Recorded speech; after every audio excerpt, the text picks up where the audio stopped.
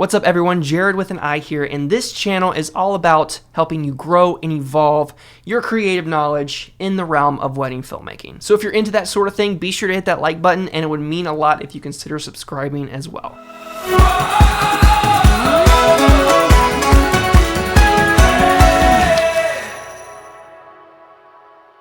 Alright, frame rates. What exactly is a frame rate?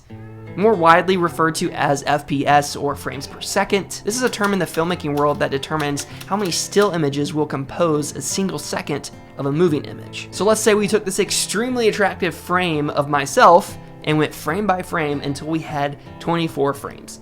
This would give you a single second worth of video. 24 FPS or frames per second is the more commonly accepted frame rate to give you more of the cinematic look that you see in most Hollywood pictures. But is there really a set standard when it comes to wedding filmmaking? The answer is no. Let me explain. The objective in wedding filmmaking is to tell a story. You aren't selling tickets, you aren't creating a blockbuster hit, you aren't casting actors, you are crafting a narrative that already exists through the lens of the couple. So when it comes to choosing your frame rates, these technical aspects of filmmaking are gonna help you in shaping that emotion and driving that narrative forward. Like with most things in filmmaking, everything is working together to create mood, tone, and emotion within your story, which means the frame rate that you choose has a direct impact on how your couple or the viewer is gonna feel when they watch your film. For instance, if you choose to shoot 60 FPS during certain moments of the day, for example, maybe the portrait session of the bride and groom, or their first dance, or just moments where you feel like this might be cool to slow down later on in your edit. Utilizing 60 FPS is a great way to have that nice slow motion look in your wedding film so that you can slow certain parts of the day down, maybe to heighten the emotion within your edit. Why would you want to slow certain moments of the day down in a wedding film? Well, for moments like the portrait session where the bride and groom are alone, very little do they ever have that time together on their wedding day of actually being alone. So that's going to be a really emotional moment for them to share together, and it's going to be very important for you to capture that in a way that really just allows them to be present in that moment for as long as possible. This can help heighten the emotional aspects, capture more of the couple's personality, and really give those characteristics time to breathe within your story. Next up, when it comes to choosing your frame rates, is really it helps define your style. When it comes to choosing between 24, 30, 60, 120, it's important to ask yourself, how will this affect the end result? How are these frame rates going to attribute and benefit the story that I'm trying to tell? 24 FPS is the standard, the norm of what we have been conditioned to as cinematic. It's going to give you the narrative, playing back in real time to give your viewer the essence of the day itself.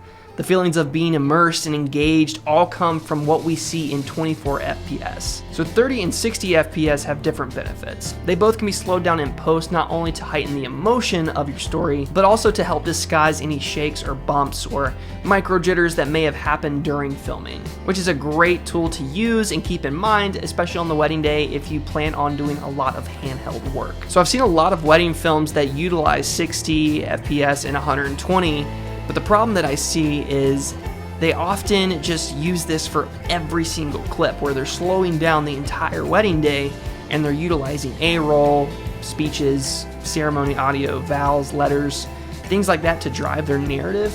But you're really losing the emotional connection in your film when every single clip is slowed down. So you want to make sure that you are, mixing it up from time to time within your story. Your films need quality, they need character, intention, and purpose so that you can continually create films that couples crave. And it may seem silly that choosing a frame rate has such a massive impact on how your films are being perceived, but by being this meticulous and intentional, is going to make a huge difference when it comes to couples choosing their videographer. So the final question is, so which frame rate should you be using? Everything that I'm saying right now is just based on my experience and something that I've found to be extremely helpful for me.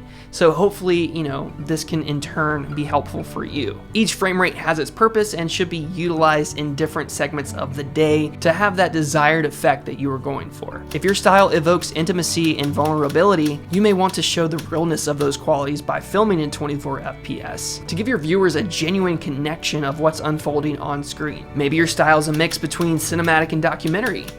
In this case, you may want to mix up frame rates. Go with 24 for more narrative-based stuff, and then utilizing 60 for the more emotional or intimate portions of the day, and interweave that within your story. This is a style that I use all the time, and one that I really have come to love when crafting wedding films. Using 24 for the more narrative-based moments, reading letters, first look, ceremony, speeches, and mix 60 frames a second during the portrait session and dances to show more excitement and emotion from those moments. Also, it may help just to shoot everything in one frame rate and then decide later on if you want to slow that down. So if you plan on doing that, the best frame rate to use is going to be 60 frames a second.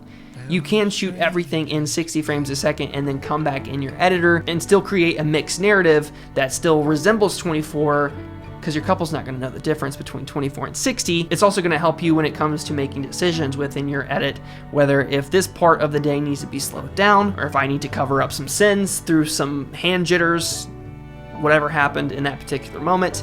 You have the flexibility to do so because you shot everything at 60 frames a second. The reason I do this is because when I used to flip between multiple frame rates at a wedding, I would oftentimes forget which frame rate I was in, and then I would record a certain moment in the wrong frame rate and then be mad at myself later on in post if I wanted to slow that down and it was in 24, or if it was in 60 and I wanted it in 24 for a certain look. But the good thing about shooting in 60 is if you're editing in a 24 frames a second timeline, you're not going to really notice much difference in the end result, opposed to, if you shot everything in 24 and you weren't able to slow it down.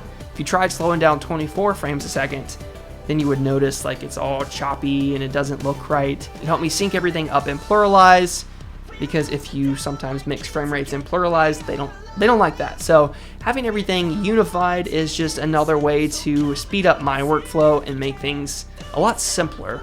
So take it from me, you can try this out on a next wedding if you want, but obviously everyone's workflow is different, so it's best to just experiment and find out what works best for you. All right guys, that has been the end of this week's video. Thank you so much for watching.